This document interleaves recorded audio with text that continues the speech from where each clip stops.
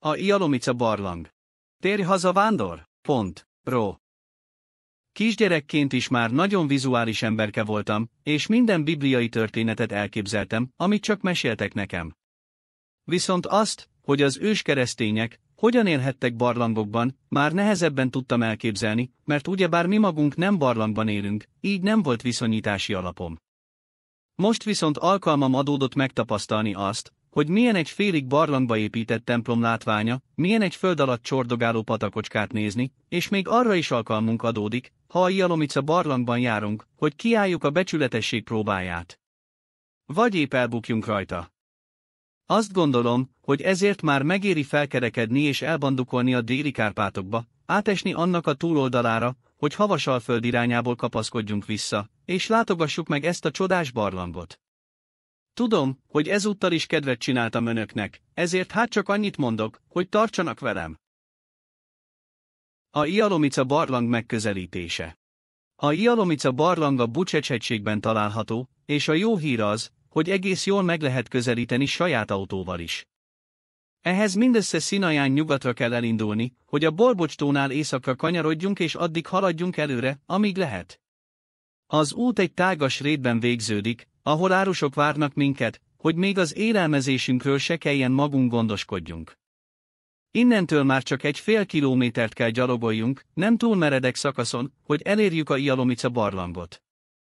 Ha viszont még ennél is spontánabbak szeretnénk lenni, akkor leparkolunk Busten városában, és onnan telekabinnal folytatjuk az utunkat. Ennek előnye, hogy a telekabin először a Szfinxhez tart, majd innen tovább a barlanghoz. Tehát egyszerre két célt is ki tudunk pipálni a bakancslistán. A Ialomica kolostor. Bár egyesek úgy tartják, hogy a legelső keresztények a Kárpátokban is a barlangokba gyűltek össze imádkozni, és ha ennek nincs is semmi alapja mondjuk a vallásháborúk szempontjából, annyi mégis mindenkinek bizonyossá válik, ha a hegyekben járunk, hogyha akár óránként többször is változhat az időjárás, akkor a barlang egy óriási kincs.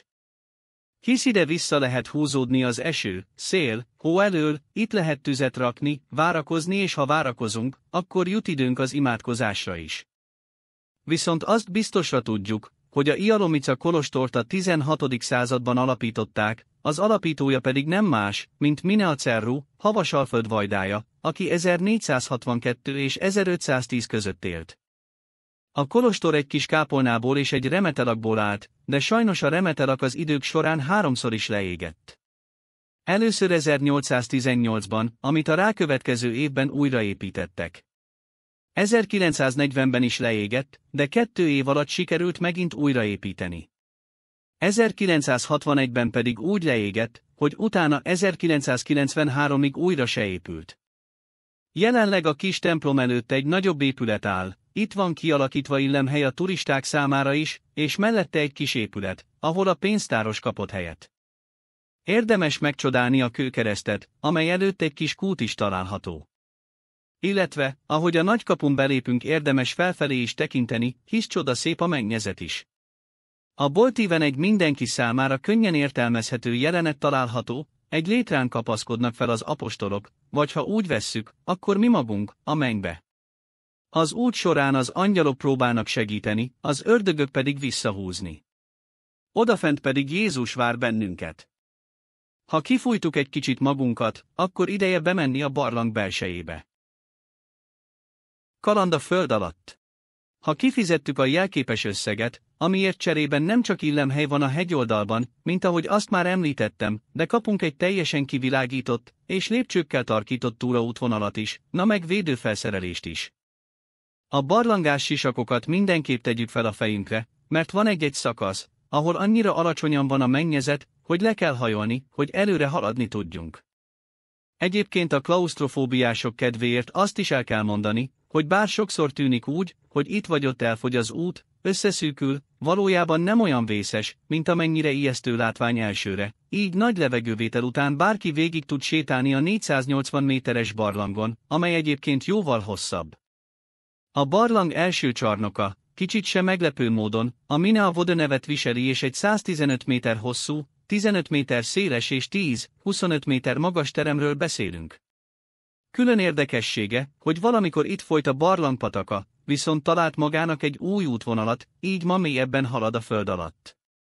Egyébként a patakkal két helyen is találkozunk még a barlangban, nagyon pazar látvány, ahogy a sziklákon csörgedezik le a víz.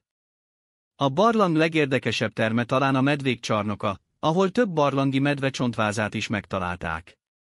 A barlangi medve egy olyan állatfaj volt, amely a plisztocén korban jelenhetett meg, azaz 250-300 ezer éve, és az utolsó jégkorszak végével halt ki körülbelül 10 000 éve. Szóval úgy sétáljunk ebben a barlangban, hogy közben arra gondoljunk, hogy a barlangi medve itt próbált védekezni a globális felmelegedés ellen, de sajnos a globális felmelegedés nyert, a medve megkihalt. Igazán kár értük, mert úgy tartják, hogy a legnagyobb példányok súlya meghaladhatta az 1 tonnát és magasságuk a 2 métert is meghaladhatta. A medvék csarnokában egy barlangi medve koponyája is ki van állítva. Igaz, hogy biztonsági okokból csak egy replika, nem az eredeti. De nem ez az a kísértés, amelyről a cikk elején beszéltem. Ez a dolog az út végén vár minket. Ugyanis a barlang legmélyén az emberek több Jézust és Máriát ábrázoló szentképet is elhelyeztek, akik pedig végigjárják a barlangot, úgy érzik, hogy felajánlásokat kell tegyenek nekik. Tudni kell azt is, hogy Románia hivatalos fizetőeszköze, a lej, műanyagból van, így vízálló és könnyedén elhelyezhető a szentképek elé a sziklafalban. Gyakorlatilag karnyújtásnyi távolságra egy halom pénz vár minket.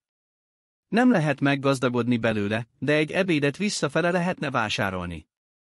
Szóval így érkezik el az ember az útja legvégére, a barlang legmélyére, és gondolkodhat el saját jellemén, lelki gyengeségein, majd ha legyőzte saját magát, akkor felszabadultan indulhat el a visszaúton. Lassan mi is búcsút intünk a Jalomica barlangnak és visszafordulunk, mert még számos felfedezni való dolog vár ránk. A lista oly hosszú, az idő oly kevés. De azt hiszem, ezzel mindannyian így vagyunk.